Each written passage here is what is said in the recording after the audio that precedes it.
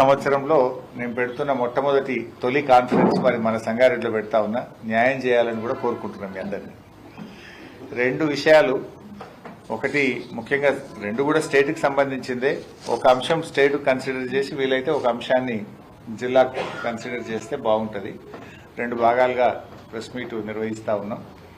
నేను మాట్లాడుతున్న అంశం కూడా ముఖ్యంగా రాష్ట్రంలో దాదాపు 80 లక్షల మంది రైతులకు సంబంధించిన అంశం కనుక దయచేసి ఇది ప్రాపర్గా మంచి కవరేజ్ రావాలి. ప్రభుత్వం మరి రైతుల్ని మోసం చేయాలని చూస్తుంది కనుక మీరు కూడా కొంత న్యాయం చేయాలని నా మొదటి ప్రెస్ కాన్ఫరెన్స్ 2025వ సంవత్సరంలో కనుక మీరందరూ కూడా న్యాయం చేయాలని కోరుకుంటున్నాను. సో రేవంత్ రెడ్డి గారు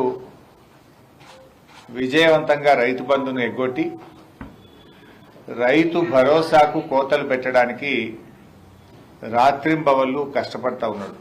ఎటైట రైతు బంధుకు రైతు భరోసాకు కోతలు పెట్టచ్చు అని పాపం వ్యవసాయ మంత్రి, ఆర్థిక మంత్రి, ముఖ్యమంత్రి అందరూ ఈ రైతు భరోసాకు కోతలు పెట్టడానికి కుస్తీలు పడుతున్నారు.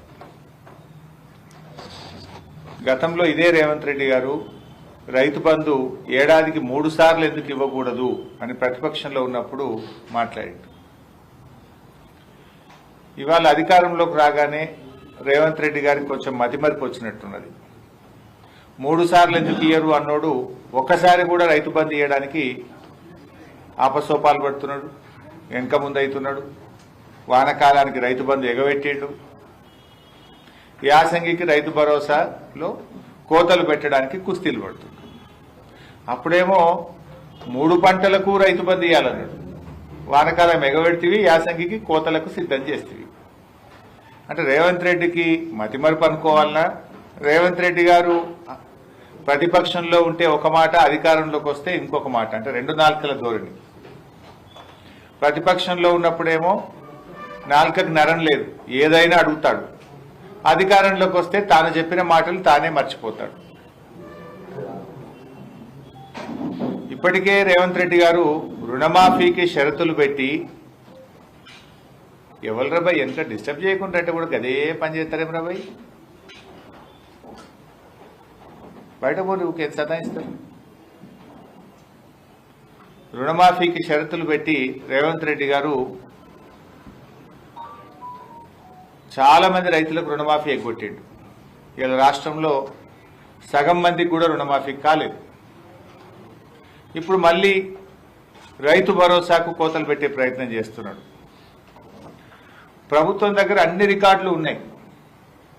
ఇప్పటికే కేసీఆర్ గారు ప్రభుత్వం దగ్గర ఉన్నటువంటి రికార్డులతోని 11 విడతల్లో 73,000 కోట్ల రూపాయల రైతు బంధునిచ్చి చూపించిండు కేసీఆర్ గారు. కానీ రేవంత్ రెడ్డి గారు ఏమంటున్నారు, ఇప్పుడు మళ్ళీ రైతు భరోసాకు దరఖాస్తులు పెట్టమంటాడట. ఆ దరఖాస్తులు కూడా ఎట్లా పెట్టమంటాడట, నేను ఇస్తున్న సమాచారం అంతా కరెక్టు, ఎలాంటి తప్పుడు సమాచారం ఇచ్చినా, తప్పుడు లెక్కలు తేలినా మీరు తీసుకోబోయే చర్యలకు నేను శిక్షార్హుణ్ణి అని రైతులట సెల్ఫ్ డిక్లరేషన్ ఇవ్వాలని రేవంత్ రెడ్డి గారు షరతులు పెడుతున్నాడు. దరఖాస్తులు పెట్టమని చెప్పి రైతుల్ని కోరుతున్నాడు. ఇది రైతుల్ని అవమానపరచడం కాదా?